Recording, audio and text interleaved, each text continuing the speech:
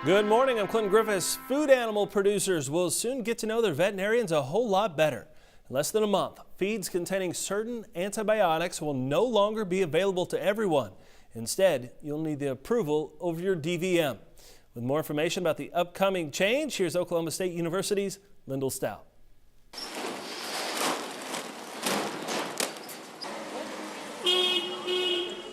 Feed stores like Stillwater Milling Company are making inventory adjustments to comply with the U.S. Food and Drug Administration's new Veterinary Feed Directive, or VFD.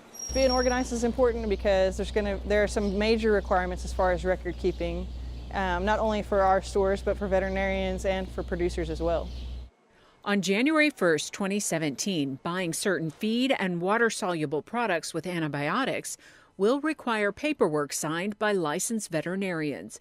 David White is a former FDA chief science officer who coordinated research on antibiotic resistance. FDA does not want to take antibiotics away to treat sick animals. White now leads agricultural research at the University of Tennessee, and we talked with him during a recent visit to Oklahoma State University. He says the new rules aim to curb blanket use of antibiotics. When you look at how those antimicrobials are used, there's no infectious disease being treated. It's for growth promotion or feed efficiency of the animal.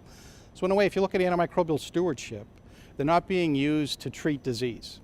They're being used as something else. And in a way, unfortunately, you're having negative consequences of those uses in developing antimicrobial resistant bacteria that can contaminate meat, that can contaminate the environment, produce, subsequently transfer to humans. They become sick. When they're given an antibiotic, the antibiotic doesn't work because the bacteria are resistant to the antibiotic that was very similar to what was used in the food animal. The level of risk to humans is debatable, but scientists say it exists. There is plenty of science to show that antibiotic use in animals selects for bacteria, but it gets a little grayer as you start moving from contaminating meat to then causing an infection to then being treated with an antibiotic where you don't get better. Think in terms of human medically important antibiotic products, and those will be the ones that now require a VFD. Like any change, it will take time for veterinarians, feed stores, and producers to adapt. So a lot of it is, I think, just it's stewardship on the farm. It's making sure the antibiotics are used to treat a defined illness, and you're using it for a defined dose of a duration and dose. It's going to be okay, and the items that you're used to buying and you liked buying are still going to be available. To learn more about following the VFD, SunUp's Dave Deacon talked with Extension veterinarian Dr. Barry Whitworth. All right, thanks, Lyndall. Now here's some background on VFD. In December of 2013, the FDA published guidance, an initial regulatory step calling on animal drug makers to remove from their labels that the product can promote growth in livestock. Now, following the required comment period, the final rule was published in June of 2015, and it went into effect that fall. It stated that by December 31st, that therapeutic uses of antimicrobials as part of feed must be under veterinary supervision.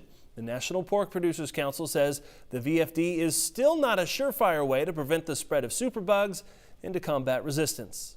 But I will say this, I think we'd be foolish, though, not to look back at some of the historical evidence we would have from Denmark, where 12 years ago or so, they went through this same thing, where they pulled those growth-promoting antibiotics, and they did see a higher level of post-weaning scours. I think we will see some of that. We will have to deal with some of that on the farm. And we may, in fact, have to do more treatment of pigs in the very beginning because of some of those post-weaning scours. Pyburn says there are a lot of U.S. producers who have already pulled out of growth promotion before the January 1 date who aren't seeing many disease issues. He says it may be due to biosecurity practices or vaccines.